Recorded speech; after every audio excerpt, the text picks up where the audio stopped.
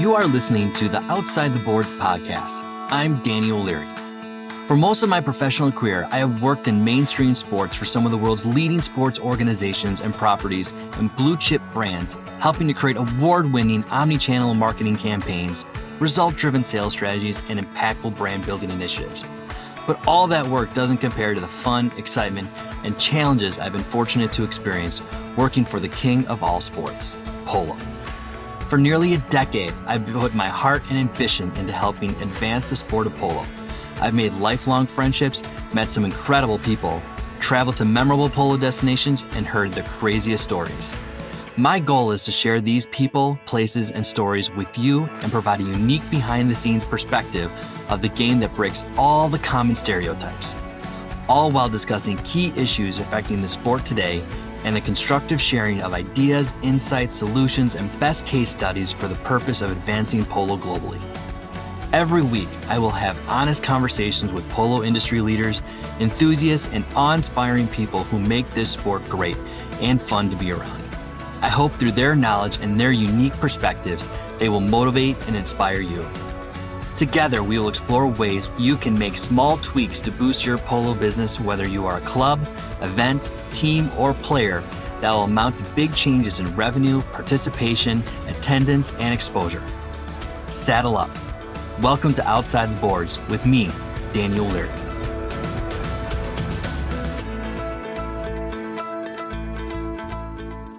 Danny O'Leary here, and welcome to Season 2 of the Outside the Boards podcast. I'm incredibly excited to welcome all of you to this episode of Outside the Boards and introduce my next guests, Mr. Agapito, Morgan, and Dale Johnson, Chairman and Committee Member of the United States Polo Association's Diversity, Equity, and Inclusion Committee. Aga Morgan currently serves as a commercial healthcare leader with KeyBanc. In this role, he is focused on growing Key's national commercial banking healthcare business in collaboration with healthcare industry coverage teams with KeyBanc Capital Markets, enterprise healthcare payments, and consumer banking. Additionally, he serves as the co-chair of the Commercial Bank's Diversity, Equity, and Inclusion Council and is a member of the bank's Commercial Credit Risk Committee. Aga is originally from Washington, D.C. and now lives in Weston, Connecticut. His path in polo began 8 years ago when he was introduced to polo by a close friend. Not knowing what he was getting into, he took a lesson at Yale University. The first time he hit a ball clean, he was hooked. He would go on to immerse himself into the sport. Today, Morgan is a member of the Yale Polo Club, but has played extensively around the country.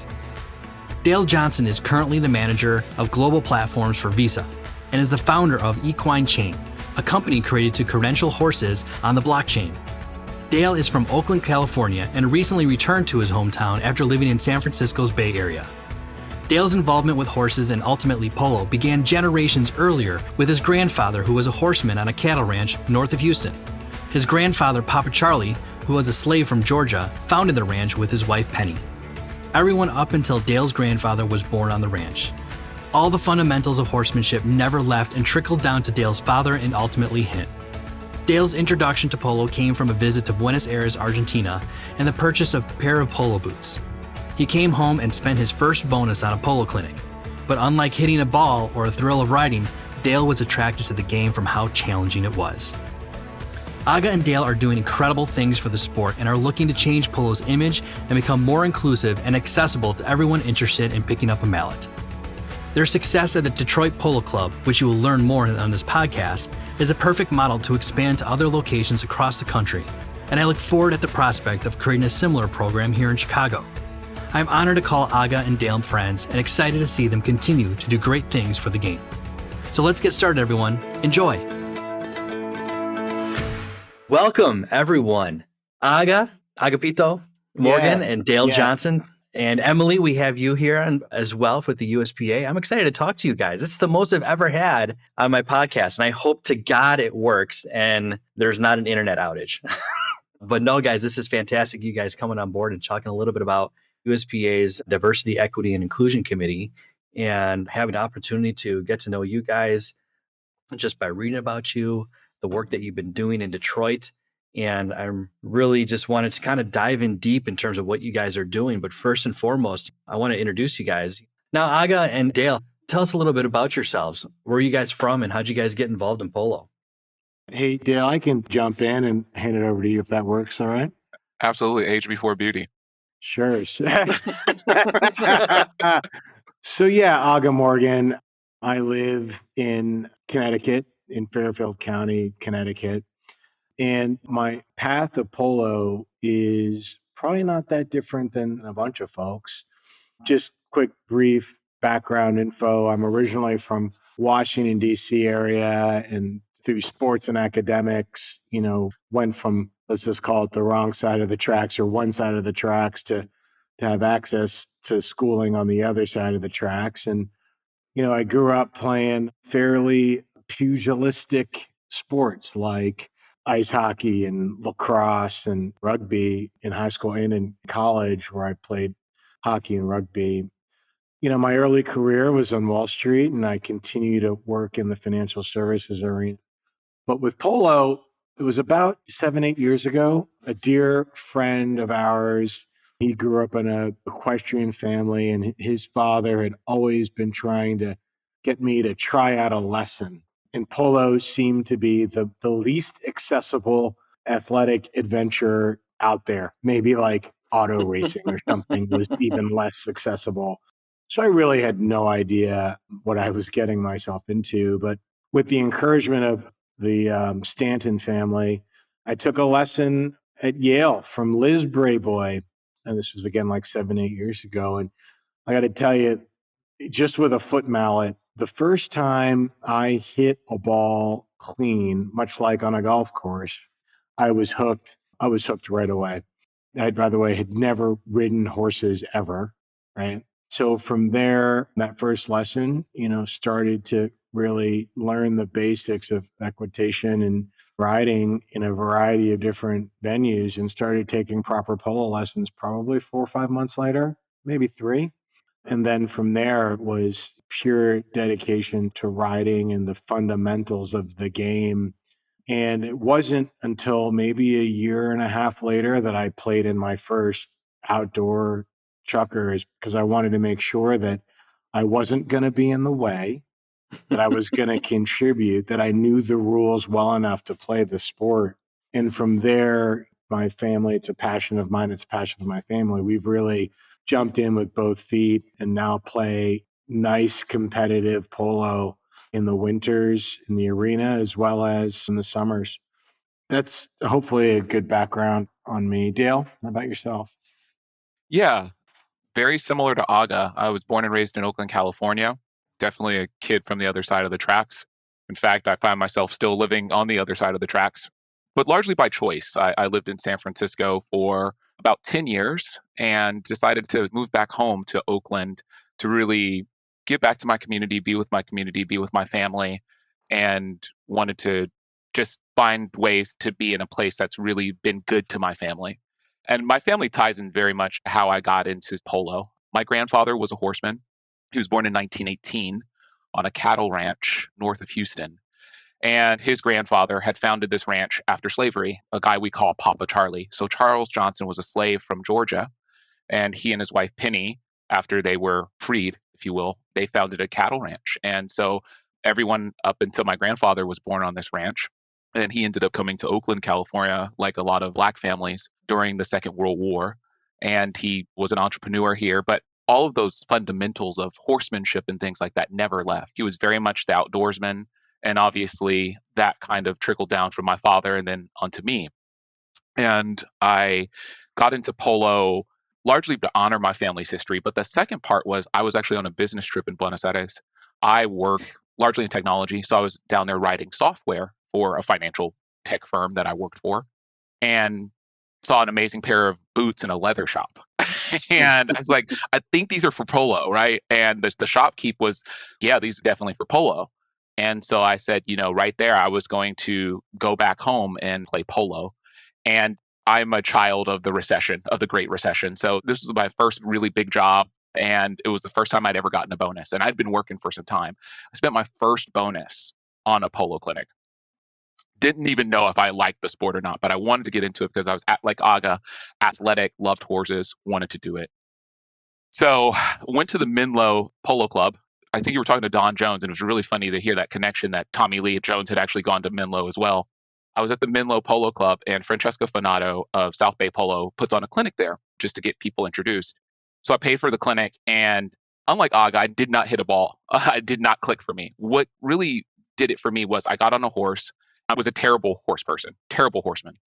And I think it was that challenge. And it's a challenge that I feel like I've faced my entire life. When there's something that's kind of pushed up against you, you either say, I'm going to like wash out, or I'm going to shape up. And so that's what I did. Yeah, also your ancestors had done it, so you probably think there's a little bit additional pressure on you. Definitely. I could probably feel my grandfather touching me, telling me, don't stop. You would probably think away about me if I did. And so I went ahead and, very similar to Aga, my first year barely played.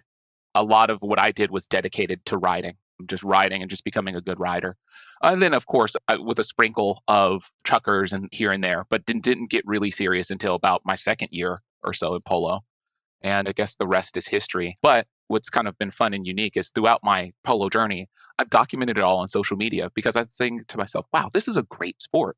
And why isn't anybody talking about it? And why isn't anybody really kind of taking this out beyond sort of certain enclaves, if you will, and sharing it with people? Because people love horses, and people would really embrace polo if we give that a chance. No, you're absolutely right. I mean, polo does so well visually. And I sometimes sit in my seat wondering why polo doesn't get the exposure it does. I mean, my gosh, I was like watching the Today Show, and they had a whole entire 10-minute segmentation on the Professional Pillow Fighting League. And it's like, come on, man, what is going on here? And I think on social media, I came across underwater, those little torpedoes that you throw. There's like an underwater swimming league now for torpedo playing. It just demonstrates but you look at it and just like, oh my God, there's hundreds of thousands of people who are actually following this. And it's almost twice as many as the USPA. And it's frustrating because how do those things, manage to break barriers in polo, which I have fallen in love with. And like you, Aga, I'm in the same time frame. I got into it about 8 years ago and just have absolutely fallen in love with the game. Like you, Dale, you have some type of horse connection from earlier in your life. I did as well when I was 10 years old. But yeah, it's always incredible to see where other things are in comparison to polo. But polo, my gosh, I'm excited for it to break those barriers. But going back to you, Aga, what do you think was that instant hook? Can you dissect the game in terms of what might have actually made you so want to play this game and hook? Do you think it was the camaraderie, the team element? Going back, you mentioned you were a rugby player, an ice hockey player. Does anything like that have to do with it? Yeah, no, Danny, that's a great series of questions. And also, by the way, just to put some context to it, I started this game in my early 40s. Y'all can do the math. So it wasn't like I was, 20 years old or something. But when you think about the hook of the game for me, I mean, look, I'm clearly an adrenaline junkie, right? I clearly like highly physical endeavors, meaning the physicality on the actual athletes, because of course, horses, the polo ponies are incredible athletes. But then also, I mentioned before, somewhat the pugilistic nature of the game. I mean, it is as rugged as a highly competitive rugby match or an ice hockey game. That is, I think, really attractive to me. The other thing that I find really attractive of the sport now that we're playing a bunch of competitive polo is certainly the team element. And this will offend, I'm sure, some folks, but I'd rather have somebody who grew up playing team sports and has ridden for 6 months on our team than somebody who grew up in the solo kind of individual world of riding. Simply because, in a team environment, you've learned how to win as a team, but most importantly, you've learned how to lose as a team. It takes a lot of dignity to lose in a gentlemanly, respectable fashion. The last thing I'll say about the hook for polo is certainly the horses themselves, right? I would have never 8 years ago told you that I'm going to fall in love with horses. That's been the farthest thing from my mind, but I really have, right? And it's really everything from the human connection to the demeanor of the polo ponies, wild ones and quiet ones, I love their personalities, but then also the sheer and pure athleticism of these animals. It is a phenomenal thing to witness. and then experience and then really participate in as a teammate with the horse. So those are some of the hooks, whether it be in the arena, indoors, in the middle of the winter in Hudson Valley, New York, or on, bucolic green polo fields of New England. Mm-hmm. Now, do you own your own horses as well now? Yeah, I do. And so, as you probably got a sense, I've been pretty tempered and thoughtful about my engagement in polo. It was a year and a half before I started playing competitively. I don't think I bought my first horse until maybe 3 years in. We usually are running with a string of 4 horses that I own, and then we'll add 1 or 2 depending on what we're doing that summer. We lost a horse, unfortunately, this last year. It was a really unfortunate just accident. Things happen in the horse world. So we're picking up 2 more. But yes, I own horses. I own the trailer, right? The 350 dually, all of the actual things you need to make a team function. We have made those investments. Now, Dale, would you agree with Aga in terms of just the connection with the sport and how you got the bug, essentially? Yeah, I would say that I think for me, it was the sheer athleticism of the sport. It was the challenge of all of these different variables and components that make the sport happen. Mm-hmm. Not only the actual athleticism of the horse or even the player, which I've obviously focused on quite a bit, but just everything that makes polo work is amazing. So it's very similar to Aga. I own my own rig, and just those particulars of trying to get from, let's say, my stable to a polo facility is an effort in itself, and I'm fascinated by it. In my deepest heart, I'm very much a bureaucrat.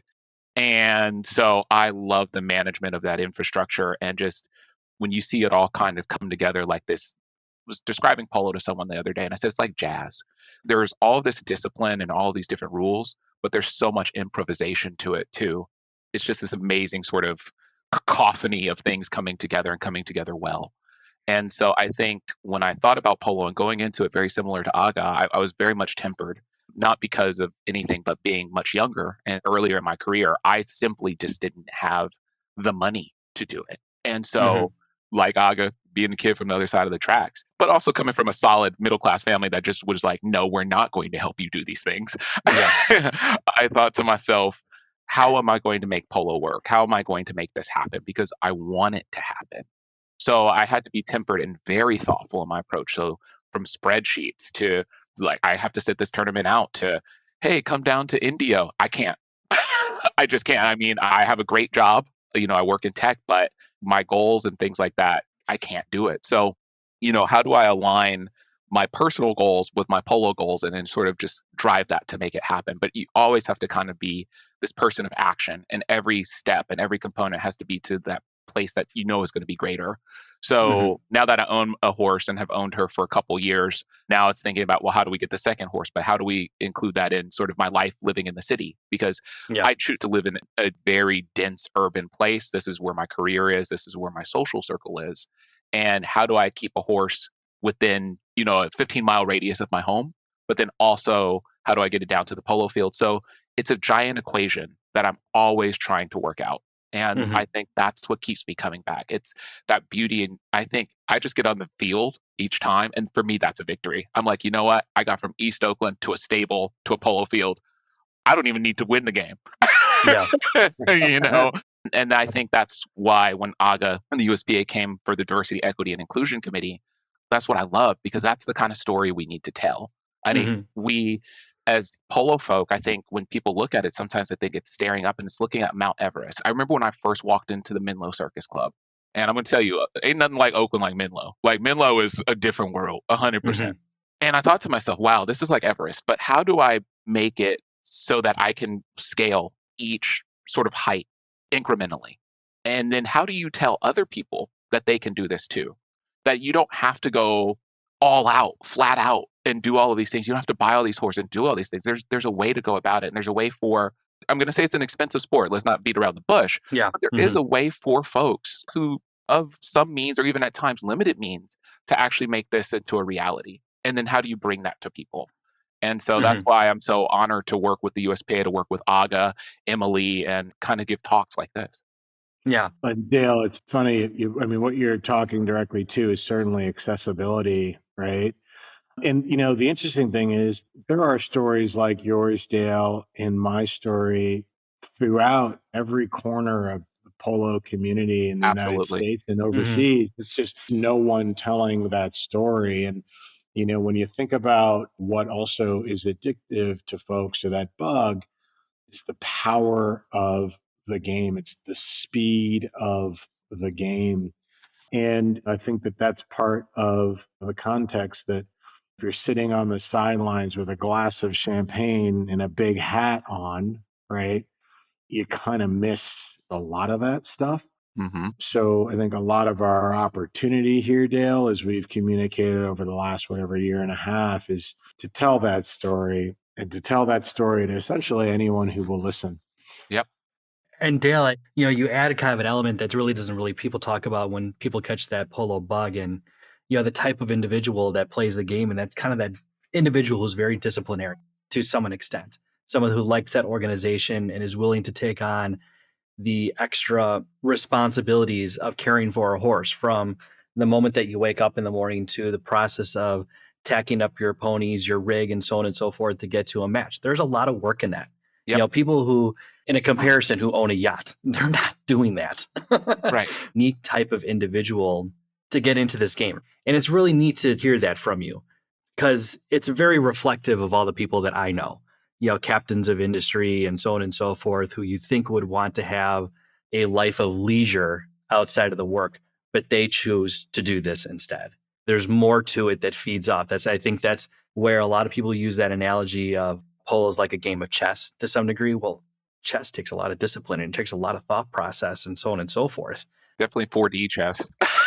Yeah. And then Right. not to mention, you guys talk about how, physical fit you guys are. And this is also something I love that both of you had said is you guys are both looking for that next challenge physically, mentally, emotionally, that's going to push the human spirit in some sort of way. Well, Danny, I like how you describe that push the human spirit. It's in a game for adventurers, right? Mm-hmm. Let's boil it all down to also look, polo's got an image problem. Yeah. There's certainly a stigma of the game where even in my world today, I don't necessarily share the fact that I play this game with everybody that I come across, right? I just don't want to frankly deal with, what their interpretation of what polo is. But polo's got an image problem. And some folks in the polo community play up to that image of it being the ultimate form of elitism, Mm-hmm. right? Which I think hurts the game, absolutely. But at its heart, that's what our DEI committee is trying to really reform or reshape or reformat or reposition is the story of what this game is, right? It is big hats and champagne and the beautiful people in Rolls Royces and helicopters in some places, but in many, many more places, it is professionals trying to push themselves physically. It is folks who love horses. It is young people who are benefiting from the discipline of the game. But that image problem, which some again promote, I argue is the most damaging part of the game and the culture of polo. Yeah, just been nodding my head the entire time you've been talking. And you're right. Even when I was with the USPA, it was just like, oh my gosh, I fell in love with the game for the exact reasons that you guys are involved in the game. And I come from mainstream sports. So I love the fact that it's a sport. It's not this dog and pony show that's being put out there. Champagne, big hats, Prince William, Prince Harry, all, the pretty woman, all the stereotypical things that come along with sport. There's something much more deeper. And once you uncover and pull back the curtain on the sport itself, it's amazing story to tell. Dale, you looking just at your family alone, you come from a cowboy family in North Texas. And when you pull back that curtain in polo, there is an element of, I don't know, is cowboyism a word? Absolutely. Yeah, no, for sure. No, it is. It is. You're absolutely right. Can we trademark that? I don't know. There's a blue collarness to the sport. And here's a quick story. And I apologize if I'm talking. I'm supposed to be interviewing you guys. But when I learned from the Oak Brook Polo Club, for example, which I manage, Jory Butler, who was obviously the daughter of Paul Butler, who founded the club back in 1922.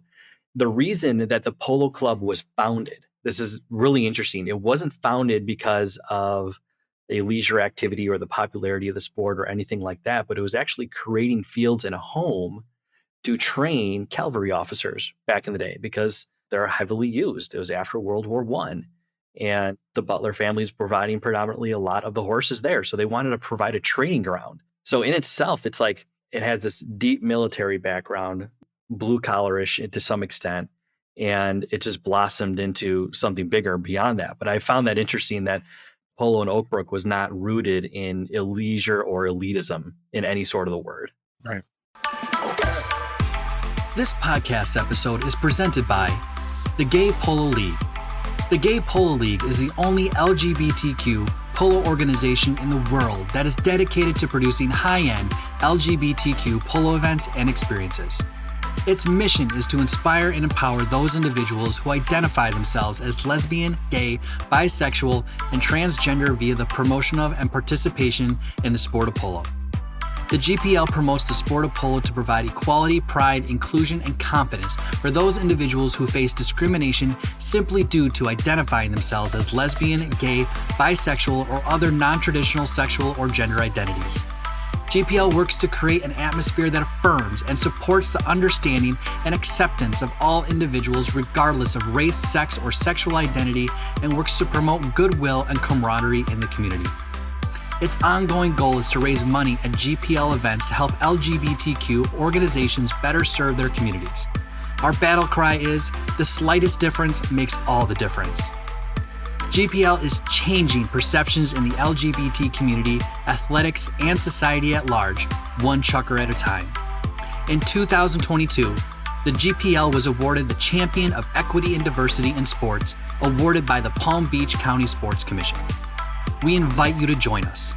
For more information about the organization, its events, and how to donate, please visit www.gaypolo.com.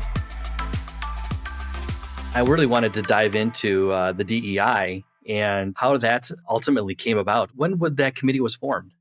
Yeah, Emily, you might want to chime in here because I know that there has been an effort on the DEI front prior to the formation of the committee.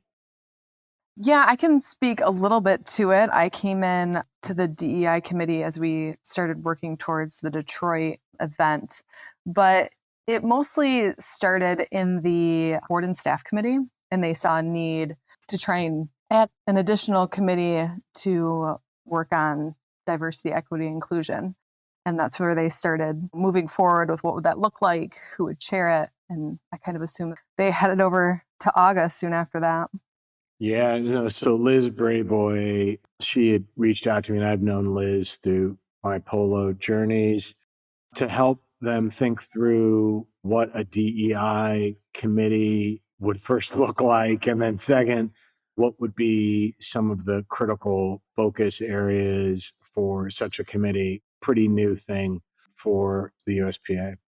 Given what I am, you guys can't see me, but I am half African American and half Latino. I present as a Black American, just to put the cards on the table. And so Dale, we experience a different flavor of the American fabric, right? Our American experience is different than many of the folks that are engaged at the USPA today and the folks that we play with and against. And so I have the opportunity to bring my perspectives as what I am, what I represent, not only to my workplace, but also other nonprofits. So decently positioned to try to help the USPA think through the branding issue that we have been talking about before. And what I love about our committee is that we have voices from different corners of polo, which is a wonderful thing. And then also, we have our resident super media savvy spokesperson, Dale Johnson, here on the phone with us. And Dale, maybe you can talk a little about your experience on the committee and what you've done to help promote a different narrative for the sport. Absolutely. I'll go ahead and just echo Danny, Emily, Aga, all that you said, that when I first got into polo, I knew immediately that polo had an image problem. And it's interesting because my entire life I have gone out almost like this hub and spoke type thing from my neighborhood, East Oakland. You can look that place up, and it's deep East Oakland. There's a difference. And I've always gone for whether I was participating in Jack and Jill when I was growing up, which is kind of this middle class black sort of etiquette school thing. I'd always have to go to, the Claremont Hotel for teas and go back to my neighborhood. And then I found myself going to Atherton and then going back to my neighborhood. And, I always thought about this dichotomy that I lived. And to Aga's point, as a black man, your experience is going to be very different. And I would think to myself, these sort of circles that I find myself in, how do you make them resonate for one another? How do you bridge that gap? And so I was like, well, I'm sort of that living bridge at times. So when I decided to really start kind of showing this experience about polo, it was really to the point that you made, Danny, that it was kind of this blue collar thing. I'm definitely not a blue collar person, but the thing is like polo's dirty. As someone we're partnering with the Hurlingham Polo Association, and her name's Mame, she said, show the hustle, because that's what people want to see. That's where people, like where I'm from, that's what they want to see. They don't want to see glossy images of people in West Palm. It just does not resonate. And so I was like, well, I'm just a kid from around the block. Maybe I'll just show them. And I really started to be like, well, this is how I fixed my own trailer. And this is how I train my own horse. And this is how I do it after work. And then, of course, with a lot of the social movements that happened in 2020, I felt some type of way. And I said something about it. I did not see a lot of traction from the polo community that I was in. And I said to myself, well, if nobody's going to say it, then maybe I should say it. And that was scary. That was really scary, because I know these circles and, just sometimes where you hear the way that people, maybe their viewpoints, which are fair and honest, their viewpoints are not going to mesh well with my viewpoint. But I said I went ahead and did it anyway. So that's how I actually got in touch with Detroit Horsepower. And that's kind of our first sort of proving ground for the programs that we want to put on with DEI. So I said something, and then it led to me and my polo pony being in a commercial, getting people out to vote and really kind of to exercise their right to their opinions. And it was largely for the underrepresented. So when I really started to kind of get with Detroit Horsepower, they were like, you really resonate with our kids, Dale. They like you on social media. You're almost like them, but you bridge these two worlds. You make kind of what could be possible. You can live in East Oakland and you can play polo. You can work, a tech job and work corporate, and you can make sort of these dreams come true. I believe that. And that is what polo has been for me. It has been a dream come true. And I want to acknowledge that there have been so many people that have allowed that to happen. So when I got with Detroit Horsepower, it was the midst of the pandemic. And so we started to do live barn discussions. So I brought a tripod that can follow me and my horse. And so we would just talk to the kids because they couldn't get out. And so when Aga approached me about this wonderful opportunity with DEI, I really thought about it. And I was like, well, there are tons of barn programs throughout the country in urban and rural parts of the country that really want to get children who are just disadvantaged. It doesn't matter. It doesn't matter if you come from Washington, D.C. or Oakland or Philly, or whether you're down in Lexington, Kentucky, or somewhere in Fayetteville, Arkansas, or something like that. There are programs everywhere for kids who are disadvantaged. And I thought to myself, well, best way to do it, and I thought about to that bridge. How do you have these programs at the ground match up with these polo clubs and these polo sponsors? And so that was when Aga came to me. When I got the email, I thought it was just a proposal. I thought it was an interview, but then Aga was spot on, like, oh, you're on the committee. After I presented, I was like, oh, okay, well, yeah, I had no choice, but it was great. And he's been such a great leader. I personally think he does it on purpose, but he's a bit understated, but that's really it. And if we can show people via media, we can make it open. We can make it welcoming. We can make, and not saying it's not any of those things, but we can do these things to make that happen. And here are some of the steps. And here's how some people are doing it. And to Aga's point, there are people all over the country doing it, but nobody's telling that story. And so the stories that get presented are the stories of big hats and champagne. And that's great. There is a place for that. But the problem is, once you lose the narrative, once you start to lose that narrative, and when people start to look at the story and say, this is what it's all about, that is it, that's where you've got folks lost. And I think that just not only in polo, but the equestrian community has to be better at opening the door and building those bridges. Because when we start to see the things like loss of outdoor space and loss of equestrian facilities in Los Angeles, loss of rodeos and things like that, it's because we've lost the narrative. And it's because we have not shared the stories that we need to with normal people. Because once you start to take that stuff away, no one cares because they cannot resonate with it. That's a really good point. And Dale, just to follow on, you've got folks like Leslie in Philadelphia and the Work to Ride program, which has obviously been a phenomenal story of perseverance and touching the lives of so many young folks in that Philadelphia market. And then again, it's just kind of scattershot around like Detroit Horsepower and Dale, that group in Baltimore. There are others, certainly on the West Coast also and in Texas. But Dale, what I wanted to just follow up on were 2 points. I'd say the E and the I of DEI. Now, the first one, I, inclusion.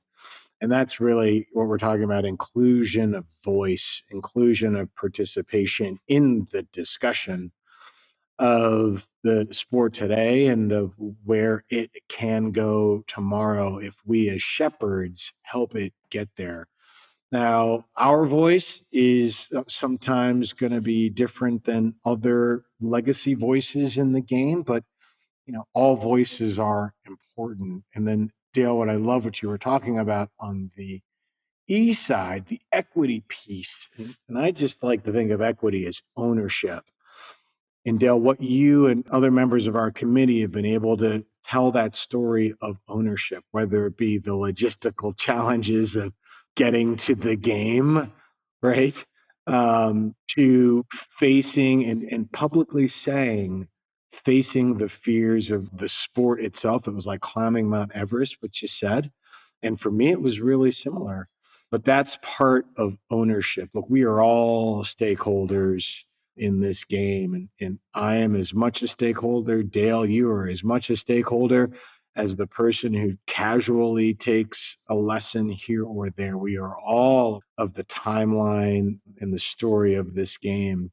And so it's really important that we find platforms through which we can pull all of these people in to make them all feel what? More included, have more ownership, more comfortable. Because without it, this sport does not last in the United States. Frankly, it just does not last over the next, call it 20 or 30 years, or it looks nothing like it does that. When you guys got into polo, did you guys encounter any barriers to entry that would be related to DEI? Did you feel that way whatsoever? Let's just put it right out there. Yeah. Did we see or face, racism, whether it be outright or less in your face? So yeah, absolutely.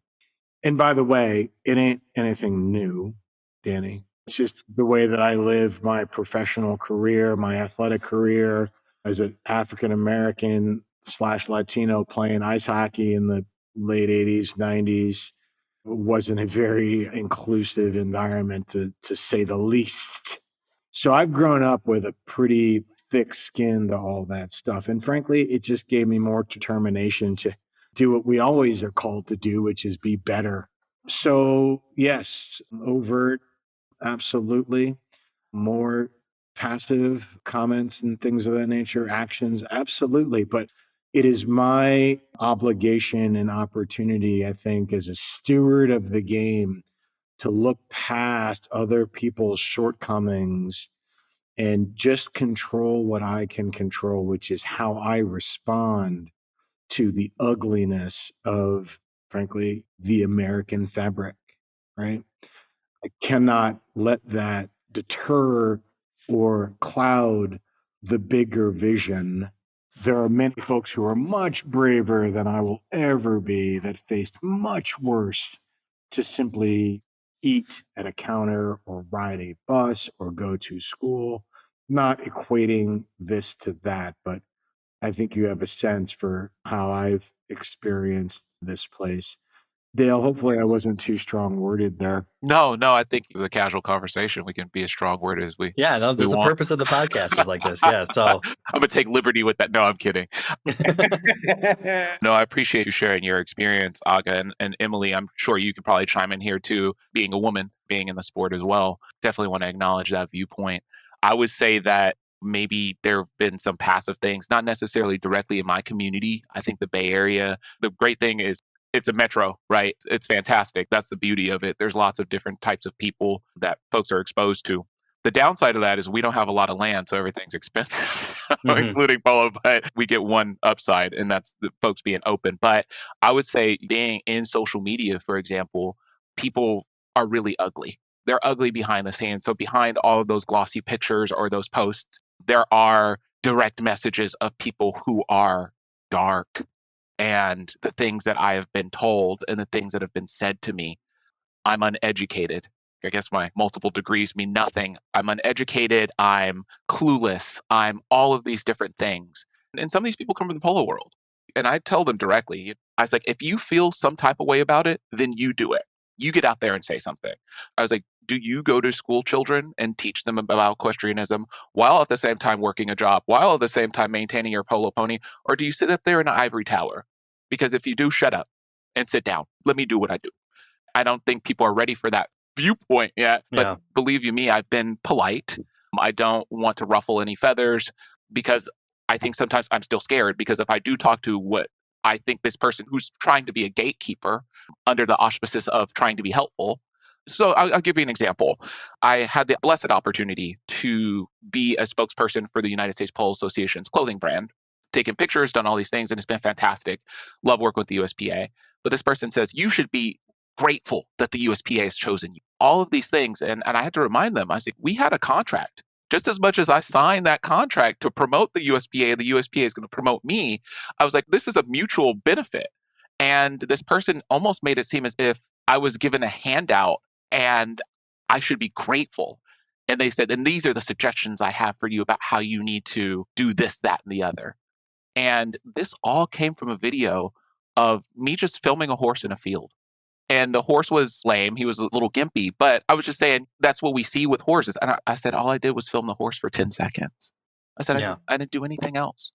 And everything else was thrown into question. It's very scary to put yourself out there because I'm like, what if my horse is cross cantering?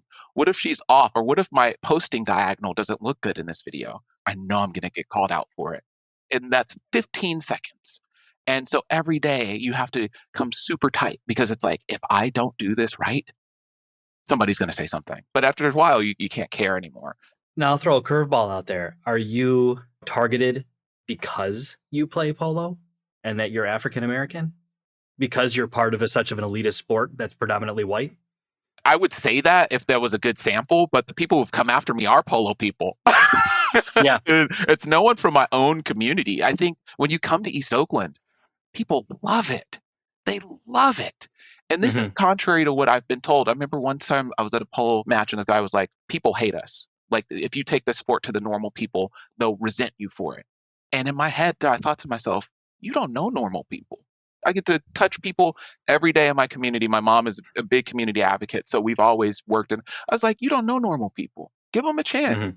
And I brought my horse to East Oakland. I bring her to schools here in the Oakland and the East Bay area, and they love it. And they want to get into it, and they want to embrace it. I just think you have to give people a chance. No, the meanest people have actually been other equestrians, other polo people. Well, and I think it's fear of change. And I mean, Yeah. look, we're also really talking about with our, little committee, I say that kind of tongue in cheek, right? Is the concepts that we're talking about, even on this podcast, are relatively revolutionary. This isn't just a simple evolution. Like this is disruptive to sort of the power structure as is today. And like all power structures, without an eye towards the future, it's highly unlikely that it will survive in the same manner that it exists today. So it's up for folks like me and Dale and Emily and other members of our DEI committee and other members who would represent diversity throughout all of polo to stand up, to stand in that fear, and educate, right? And participate and lead, right? And that's what we're trying to achieve at our committee. Dale, I'd love for you to talk a little bit more around Detroit horsepower, and then even better, Dale, what we're working on with the Baltimore area club. Yeah, absolutely. So really, we wanted to see if this would work. And so Detroit Horsepower and their staff was just so kind in basically saying that they would bring 10 students from their leadership committee to come to the Detroit Polo Club. And Detroit Polo, I definitely want to give a shout out to Emmeline and her team, and then also Michigan State as well as the University of Michigan, because they definitely showed up 100% for these students. And really, it went back to that idea of like, there are all of these farm programs on the ground that we can partner with and clubs can partner with, and they can be, in a sense, hopefully, pipelines and feeders for, folks from different walks of life to get into polo, or at least be included in the conversation of polo. So we got the conversation started with Detroit Horsepower and the USPA shortly after the first meeting with Aga. I believe it was last June or July. And then we had that program rolled out by September. We made that happen. And there were a number of people and a number of players that made that happen on both the Detroit Horsepower side and the USPA side. And really what it was a workshop, if you will, for these students that usually go to different barns. And so we had them in a hitting cage, we had them with foot mallets, we had them actually on the horse hitting the balls. And then there was a tournament that they got to watch and really get to see all of it come together. Oh, and then Emmeline, who runs Detroit Polo, gave basically a welcome, and she went over all of the different equipment. We went over how we tack the horses, and most of the students at Detroit Horsepower were riders. And so I think that everyone did a wonderful job at making those students feel welcomed. There was no sense of sometimes that pretension that people might feel coming to a polo club. And speaking with the students, they told me they did not experience it at all. And in the interviews, they basically said that polo was it. You know what I mean? Like, they want to play this sport. For some, they liked it very much. And I know that Emily has helped with their additional workshops between Detroit Polo and Detroit Horsepower. So now it's almost this self-governing, self-regulating thing that I think Aga envisioned. He envisioned these connections and them operating on their own without too much interference from the USPA, always including us in the conversation, but letting these clubs and these barn programs operate, together on their own in a way that they see fit. And so with the success of that program, and again, thank you to everyone that made that happen, we set our sights on the City Ranch. And the City Ranch is a program in Charm City. Charm City, I believe, is almost like the polo end of the City Ranch. And so they're in Baltimore, and they practice and play on horses at Garrison Forest. And anyone, please correct me if I'm wrong, if I say anything incorrect here. But that program was a joint effort between Cindy Haley and a gentleman by the name of Randall Carrington, who's a former police officer for the Baltimore Police Department, who saw the power of horses and really wanted to help students get into polo, into horses and things like that. But there's a whole team there. I'm just calling out Cindy and Randall, and I don't want to leave anyone out. And so we thought to ourselves, this would be a next great partnership, but I think we're going to work to take it even to the next level and have those students not only do a workshop, but participate in the District Cup. So the District Cup is a tournament, I believe it has been played on the National Mall. Mm-hmm. And hopefully we can have those students either play out there, or I know that we're still working out the particulars as the East Coast thaws off. We don't have that in California. We play year round, which is fantastic. You just have a water problem. Ooh, we got a fire problem. We got a lot of other problems. Let me not start there. But yeah, that's kind of where we're going. And again, we're also eyeing future programs. I'm definitely looking at some in Los Angeles. Got a fantastic one here in Oakland. And so hopefully we can build these lasting relationships, because Aga really wants this to be the self-governing, driving program, if you will. So. And these programs are continuing on, like what you guys have done in Detroit. It's still going on. It's not just a kind of one and done. It's still very active with Detroit Horsepower and the Detroit Polo Club. It's building on what you guys created, correct? Correct. And I can speak a little bit to that too, if you want, Danny. Yeah, no, go right ahead. So we found out later was actually that the Detroit Polo Club, Emmeline and Paul Wheaton, they had wanted to make that connection with Detroit Horsepower.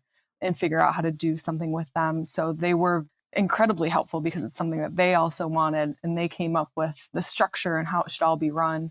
But we were able to partner with Global Licensing as well, and they provided some swag for the kids and also foot mallets so the kids could take those back down to Detroit, because the Detroit Polo Club is not in Detroit. It's north, probably hour and a half.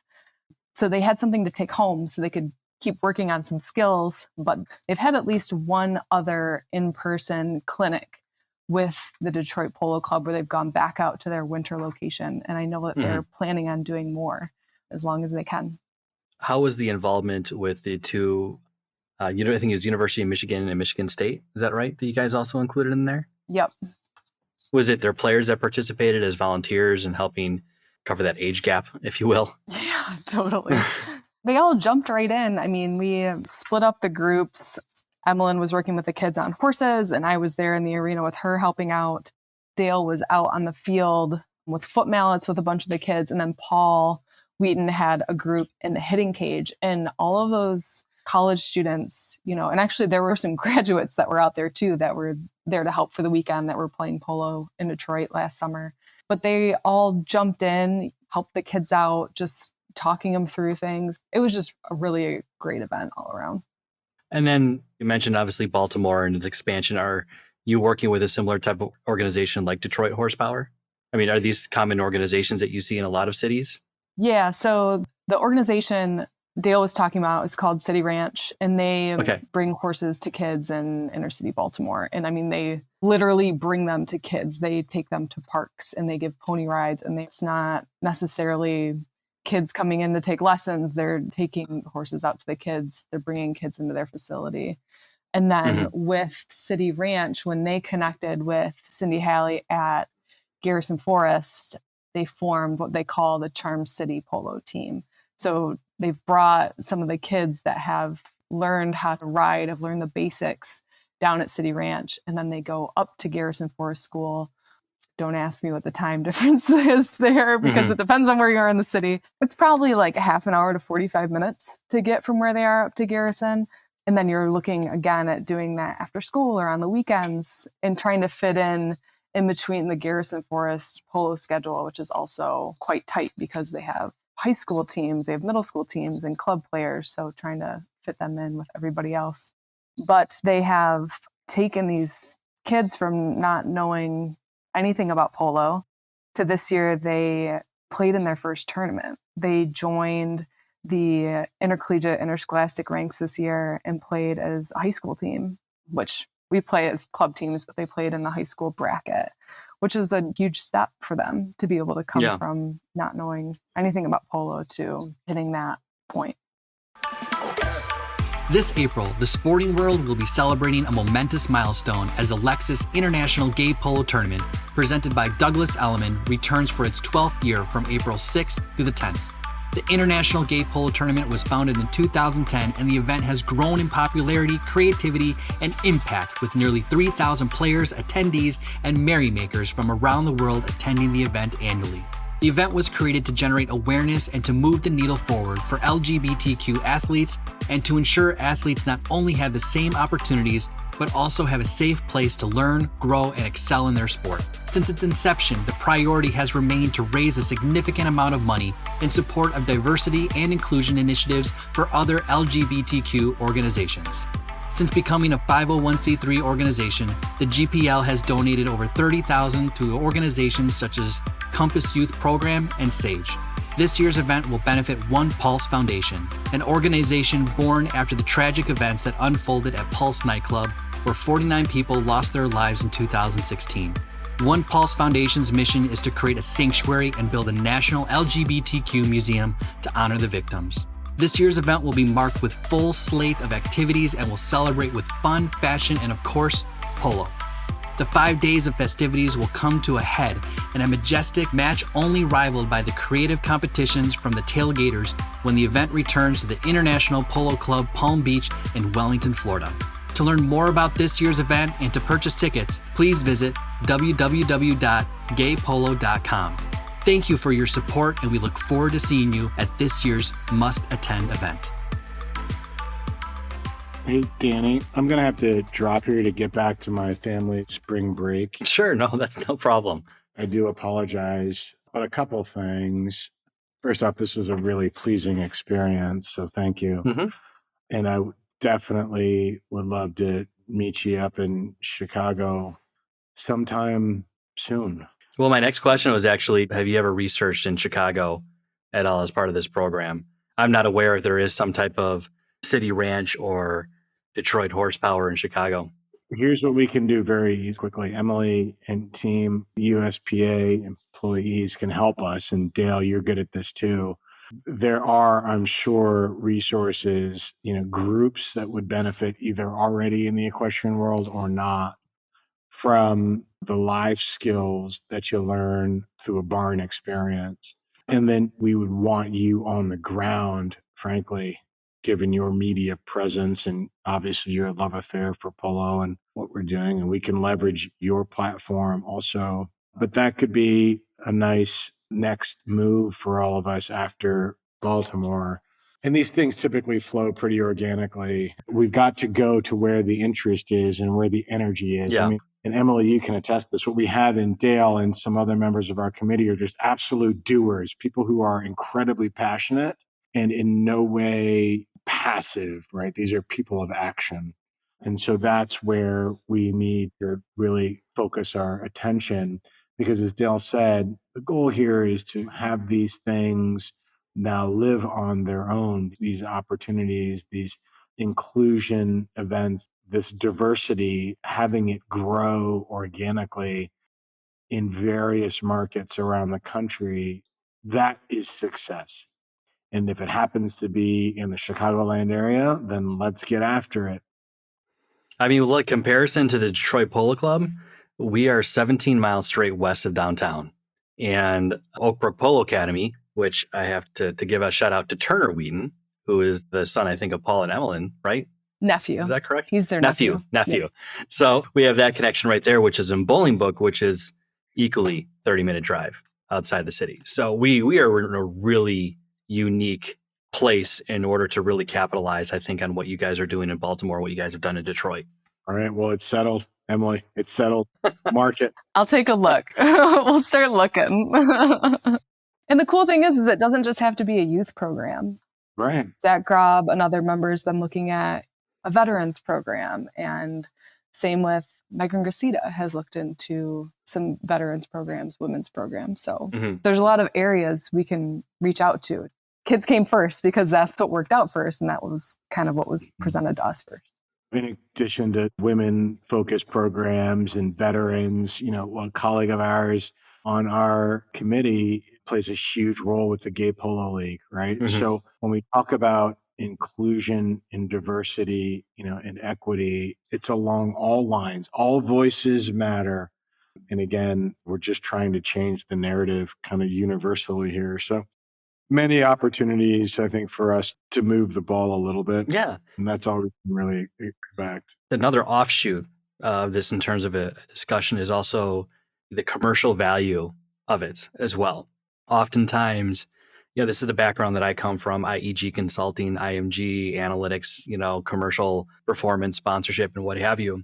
Oftentimes, when I'm having conversations with people and they look at my demographic data of who's attending matches and so on and so forth, they are incredibly surprised on how diversified it really, really is. To your point, going back to image, there is this false image that's being portrayed out there that the common stereotypes, when in fact it's not like that whatsoever. When I have that discussion, people, I will tell you from a commercial standpoint, when you're attracting sponsorships and getting those individuals into the game, their eyes and ears really perk up because they're being forced right now and want to change their portfolio and how they do things from their brand perspective and where they need to be involved in. And common times when I have these discussions, when I pull back the curtain on things like it's much more different than what you're perceiving. You got pretty woman, draped over your eyes. let's take that out and show things. And not to mention, we hear like what you, Dale, have done from just even a social media standpoint, what Kareem has done, obviously, with Work for Ride.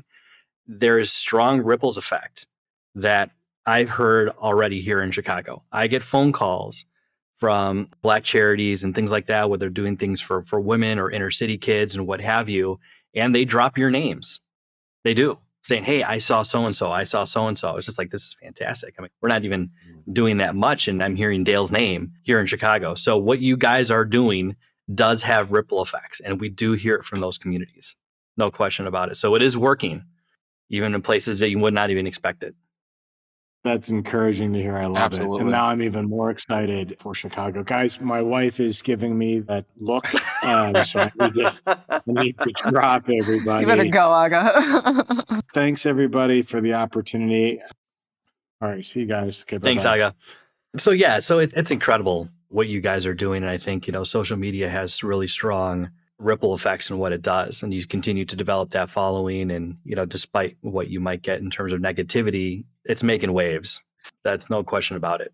Yeah, no, I appreciate that. Yeah, and I think that's the most important part. And you talked about sponsorships and things like that. And I said that this, with the democratization of media through social media, obviously we hope that each person in good faith will represent the sport and themselves in the best of their ability. I do. I try. I can't say it's for everyone. Yeah. But I think that that's where we're going to start to see the tides turn. I asked myself, why isn't Nike doing something? Why isn't Athleta looking at us? Why isn't Lululemon doing something? And I understand that there are specific horse brands, and things like that. Ariat, for example, is headquartered here in the Bay Area. They're great. But then, to myself, it's like, why isn't there a Nike partnership with anyone? And I think it's just that idea of like resonance. So, I'm glad to hear that there are folks dropping names and say, hey, well, this is great. We want to partner with you because of these reasons.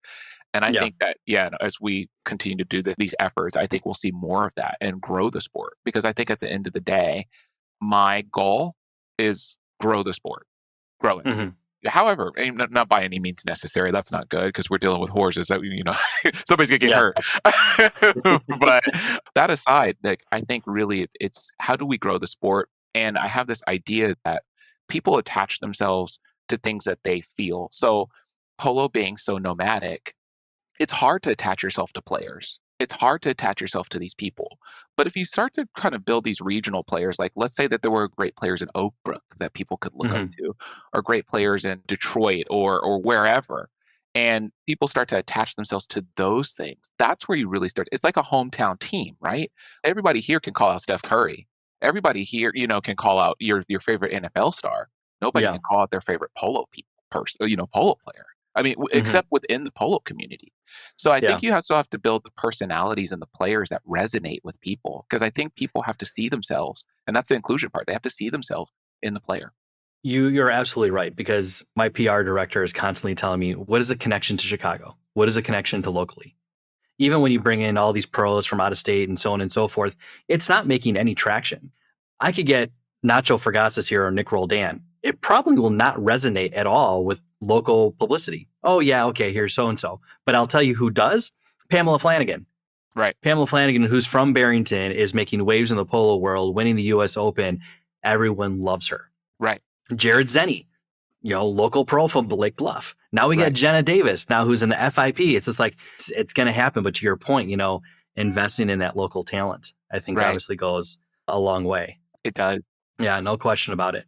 But, at the same time, I feel like there's not enough people like you, Dale, or like me that are really going out and telling that story, even from a commercial side of things, and to correct the narrative and steer it away from the stereotypes.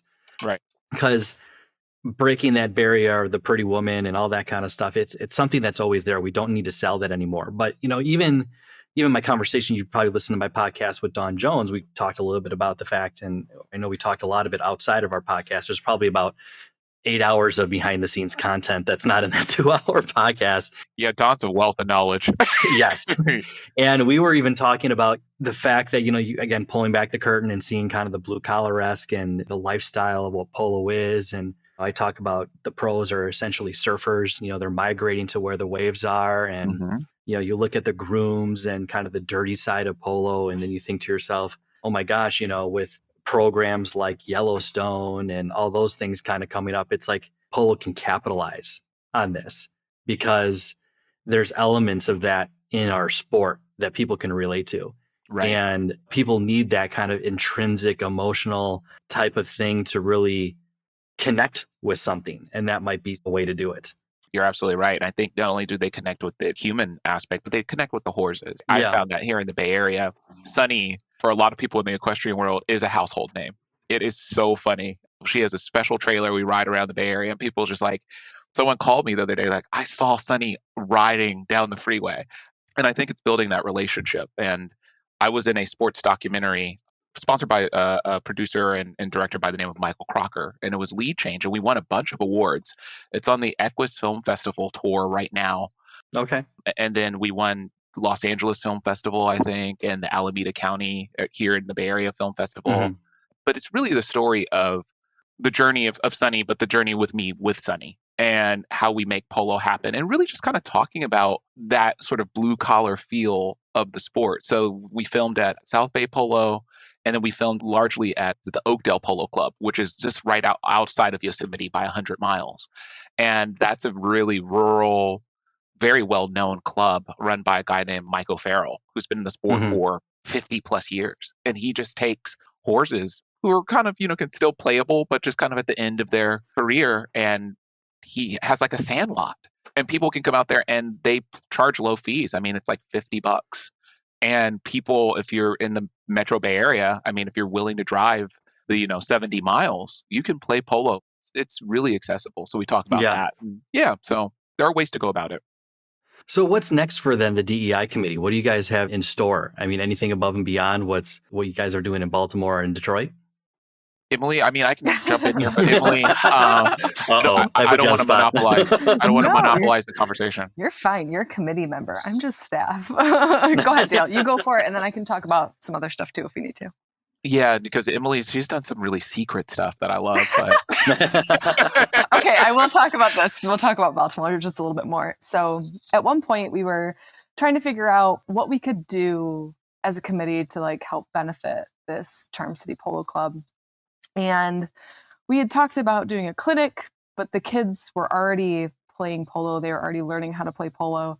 It couldn't fit the exact same model of what we had done in Detroit. So it didn't get pushed to the side, but it was kind of like, all right, we need to look at something else. And in the same timeline, I work with the Intercollegiate Interscholastic Division. We, for 2021, because we couldn't have a lot of our tournaments, we took a lot of that budget and put it towards clinics for teams. And the Charm City team hadn't had a clinic for them yet. There was a clinic for the Garrison Forest teams, but it just wasn't of the level that was going to suit them.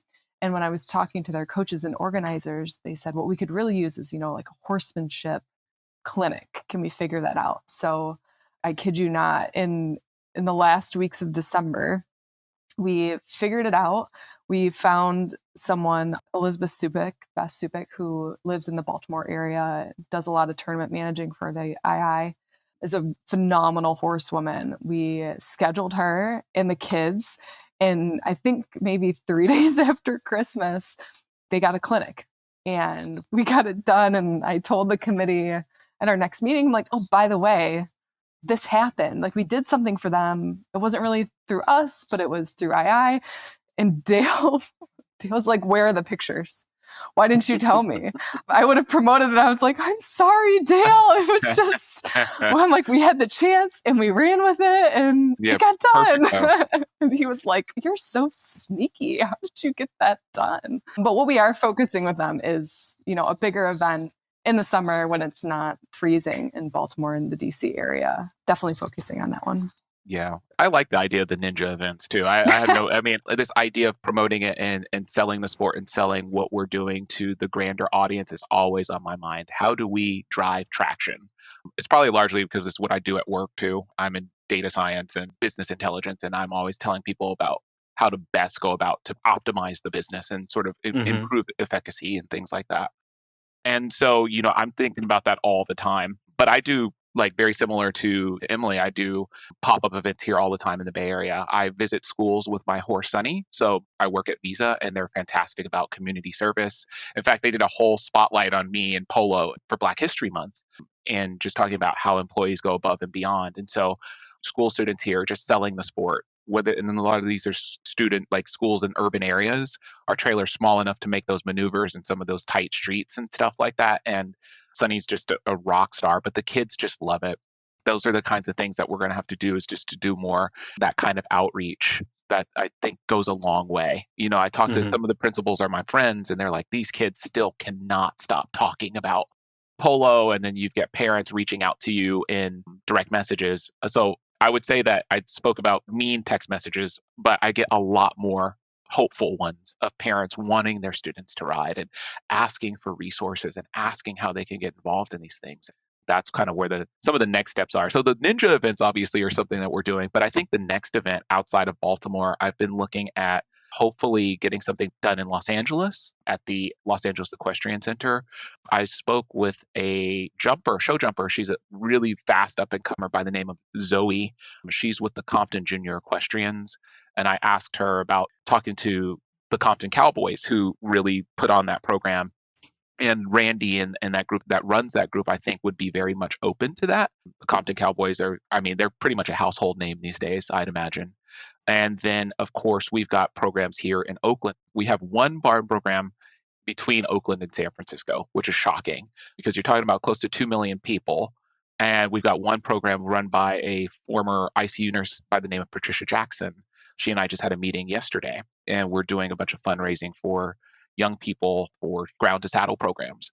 And she's got a lot of students. So I'm hoping that we can partner up with some of the Bay Area polo clubs to put on a clinic with them. But definitely have to get through Baltimore first.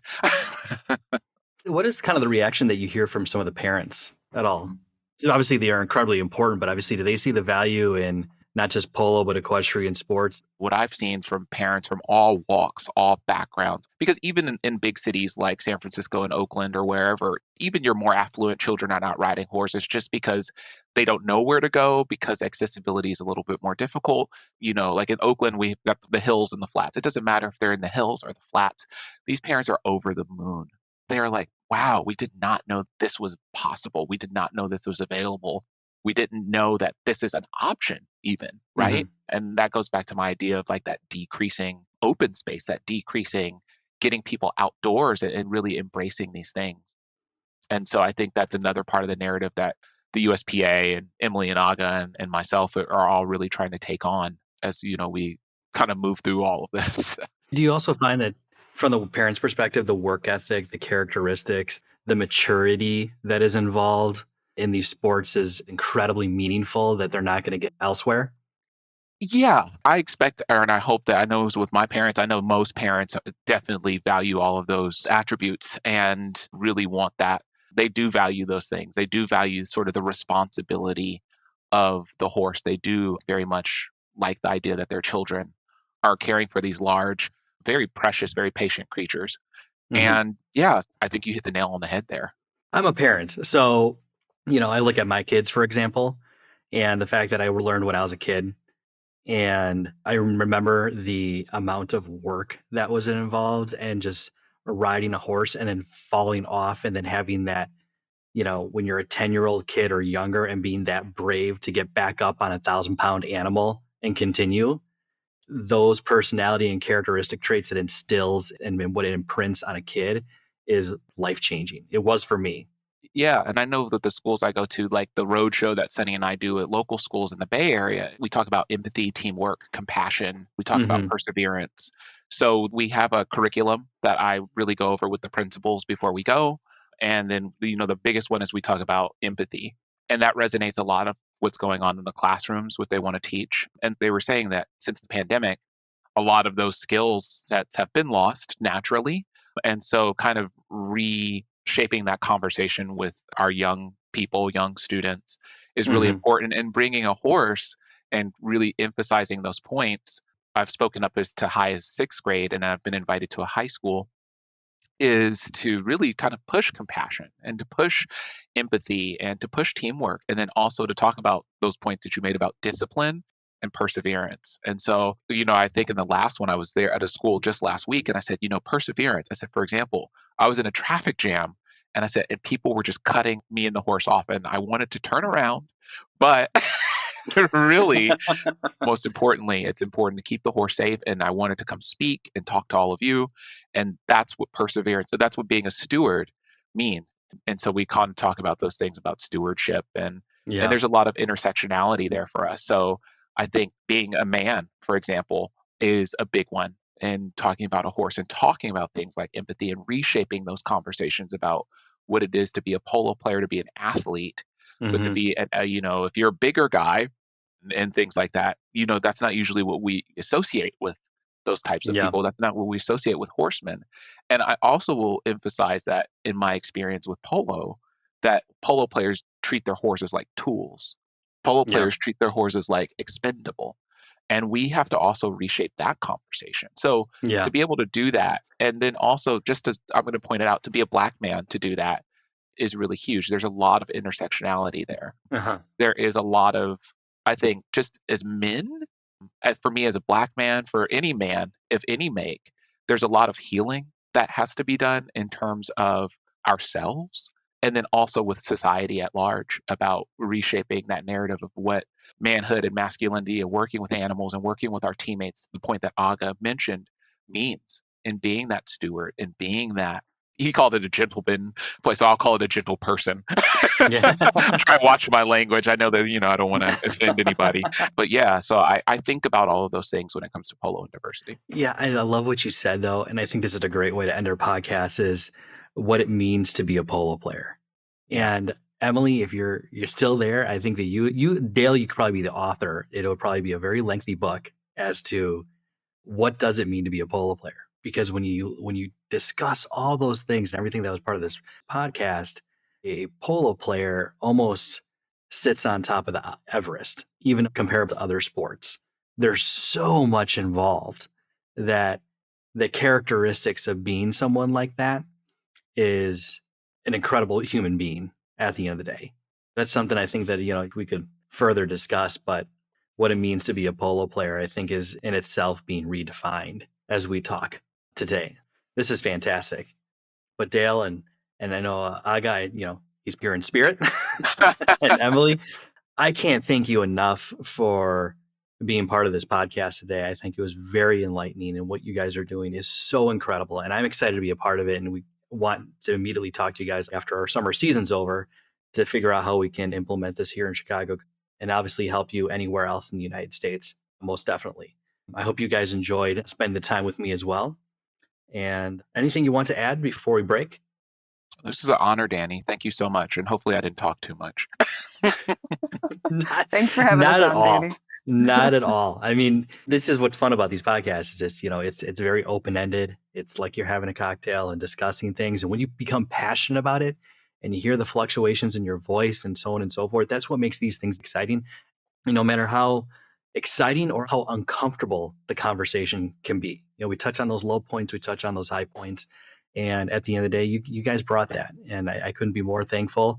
And this might go down as one of my best podcasts at the end of the day. So kudos to you guys. I can't wait to see you guys. And Emily, best of luck. Thanks. These coming days. I think that's appropriate, right? Best of luck. Yes, I think it's appropriate. And Dale, you guys have a wonderful weekend, a wonderful Easter, and I'm sure we'll be talking soon. Yes, you too. Happy Easter. Thanks, Danny. That was a great episode. What is the one thing you learned from today's conversation? If this episode had an impact on you in some way, then I encourage you to visit and subscribe to our website at outsidetheboards.com for more episodes and interviews with incredible guests. Thanks for stopping by, my friends, and hope to see you on the polo field.